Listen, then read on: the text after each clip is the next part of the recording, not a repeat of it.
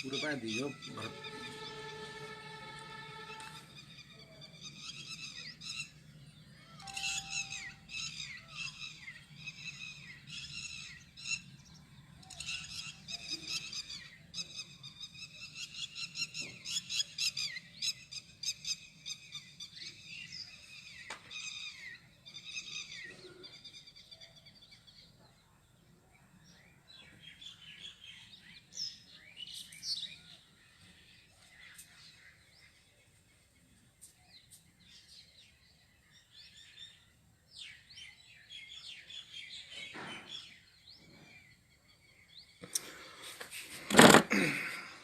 साथियों नमस्कार। इस समय हम हैं भरतपुर ज़िले के गांव कनावर में, और आपके और मेरे दोनों की ही मोबाइल की स्क्रीन पर ये जो आप चेहरा देख रहे हैं, ये है मनीषा शर्मा का। मनीषा शर्मा पुत्री उदयवान शर्मा, गांव कनावर। ये बेटी जो है अभी 2 दिन पहले चंडीगढ़ से लौट कर के अपने गांव आई है। और ये चंडीगढ़ क्यों गई, चंडीगढ़ जाने के पीछे का उद्देश्य क्या था, उस पूरी बात को हम इसकी ही ज़बानी सुनेंगे। लेकिन पहले आप थोड़ा सा ये समझ लीजिए, ये राजकीय महाविद्यालय बयाना की छात्रा है। और राजकीय महाविद्यालय बयाना की छात्रा मनीषा शर्मा का चयन हुआ था राष्ट्रीय सेवा योजना के तहत दिल्ली में गणतंत्र दिवस पर होने वाली परेड के लिए। इस परेड की प्रक्रिया में भरतपुर के बाद चंडीगढ़ में इन्होंने प्रशिक्षण लिया है। और प्रशिक्षण में अगर इनका चयन हो जाता है, चंडीगढ़ के उस प्रशिक्षण के बाद अगर इनका चयन हो जाता है, तो इसको अवसर मिलेगा दिल्ली में गणतंत्र दिवस पर आयोजित होने वाली परेड में अपनी प्रतिभा का प्रदर्शन करने के लिए। मनीषा हमारे साथ है। आप कुछ चाहें तो इससे सवाल पूछ सकते हैं, नहीं पूछ सकते हैं तो इसकी जुबानी, इसकी कहानी पूरी सुनते हैं। बताइए, कहाँ से शुरू हुई ये बात? हम पहले भरतपुर गए थे, उस वहाँ पे हमारी परेड कराई थी। उसके बाद हाइट नापी थी, उसके बाद इंटरव्यू हुआ था, उसके बाद फिर सिलेक्शन हुआ, हमारे लिए कॉल आया, फिर उसके बाद हम चंडीगढ़ गए थे। भरतपुर जिले से इस परेड में कितने लोगों का सिलेक्शन हुआ है? 4 लोगों का। भरतपुर जिले से 4 हैं केवल, उनमें से एक आप है। 3 और शेष जो है उनके नाम बताइए। ज्योति सिंह, ये कहाँ की रहने वाली हैं? ये ठाकुर नगरा की है। नंगला ठाकुर है। राजकीय महाविद्यालय जहाँ है स्थित, मैं आपको थोड़ा परिचय बता देता हूँ। बयाना का राजकीय महाविद्यालय जहाँ स्थित है, उसके पास में ही एक गांव है नंगला भगोरी, ठीक सा उसका नाम है। वहाँ की रहने वाली है ज्योति सिंह।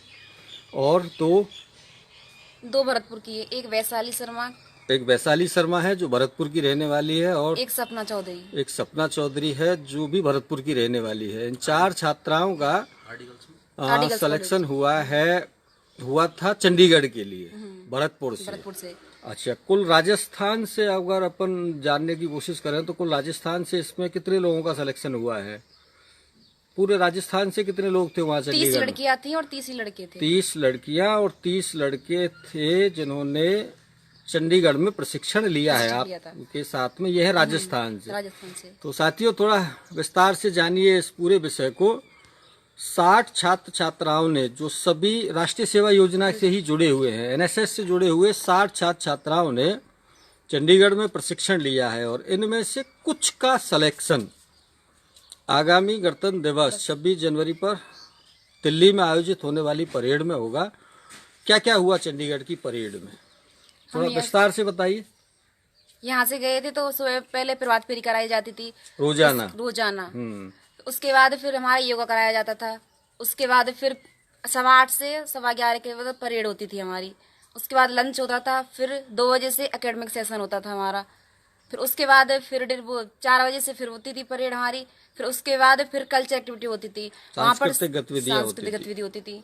सभी का अपने डेली रूटीन था, कभी राजस्थान का, कभी पंजाब का, कभी हरियाणा का, कभी चंडीगढ़ का, कभी दिल्ली का, कभी जम्मू का, कभी हिमाचल का। सबका डेली का रूटीन था। तो हमें वहाँ पर जाके सबकी कल्चर के बारे में,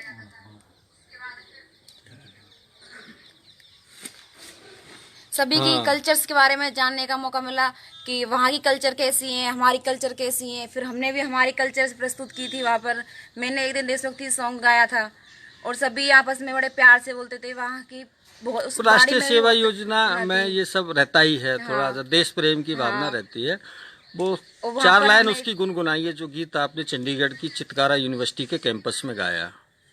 उठे समाज के लिए उठे उठे, जगे स्वराष्ट्र के लिए जगे जगे, स्वयं सजे वसुंधरा सवार दे, स्वयं सजे वसुंधरा सवार दे। हम उठे उठेगा जग हमारे संग साथियों, हम बढ़े तो सब बढ़ेंगे अपने आप साथियों, जमी पे आसमान को उतार दे, जमी पे आसमान को उतार दे, स्वयं सजे वसुंधरा सवार दे, स्वयं सजे वसुंधरा सवार दे। ये राष्ट्रीय सेवा योजना का ही गीत है ये। अपना थोड़ा प्रमाण पत्र जो आपको वहाँ से मिला है उसे दिखाइए दर्शकों के लिए। प्रमाण पत्र मिला ये प्रमाण पत्र मिला है दर्शकों, देख लीजिए आप।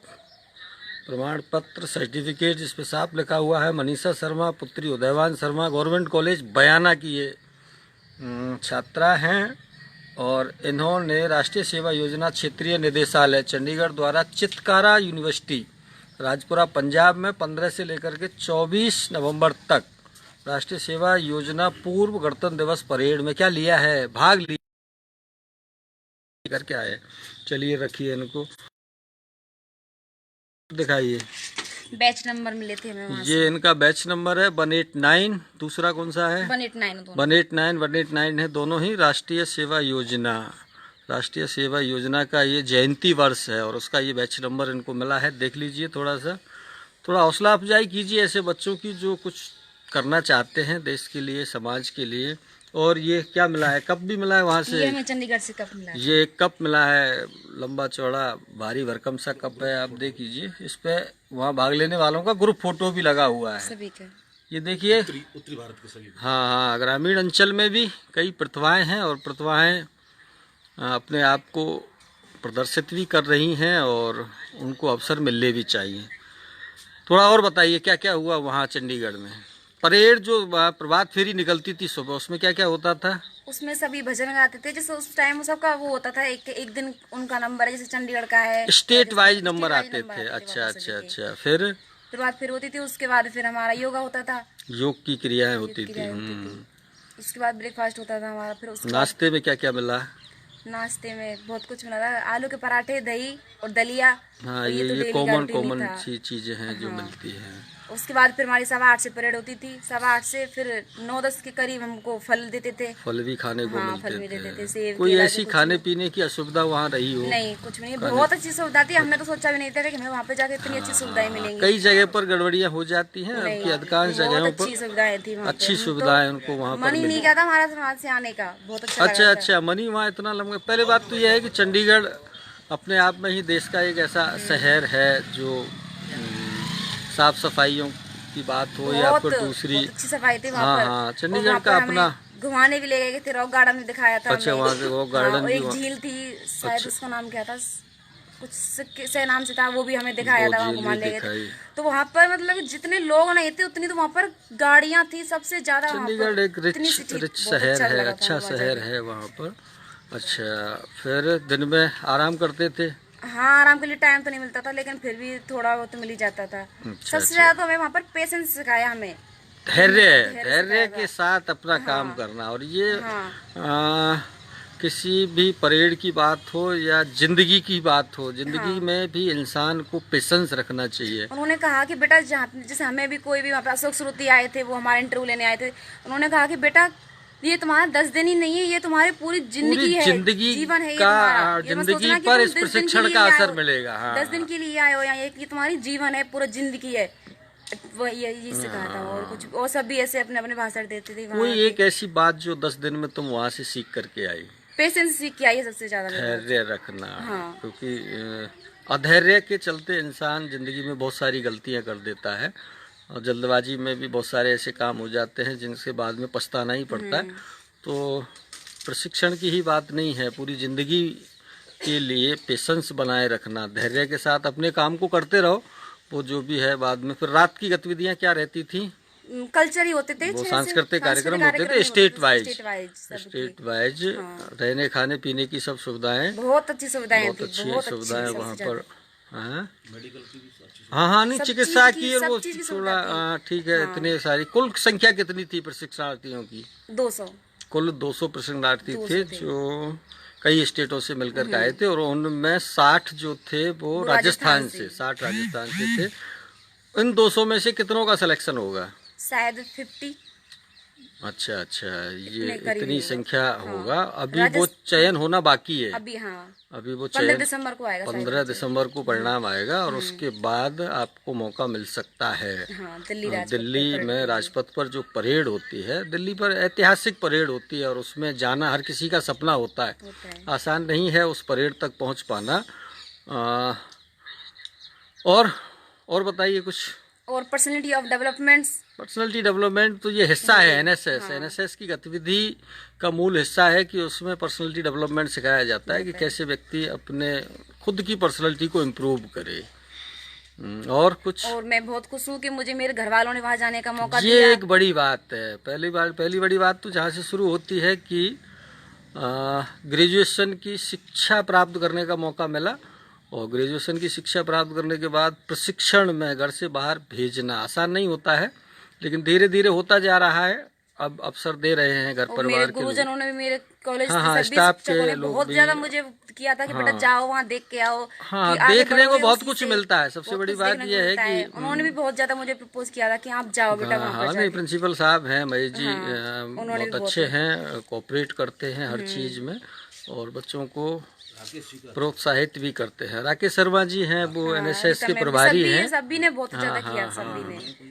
रीता मैडम भी हैं। अच्छी गतिविधियों में सब सहयोगी करते हैं। और कोई बात जो तुम दूसरों को क्या संदेश देना चाहती हो वहां से लौटने के बाद?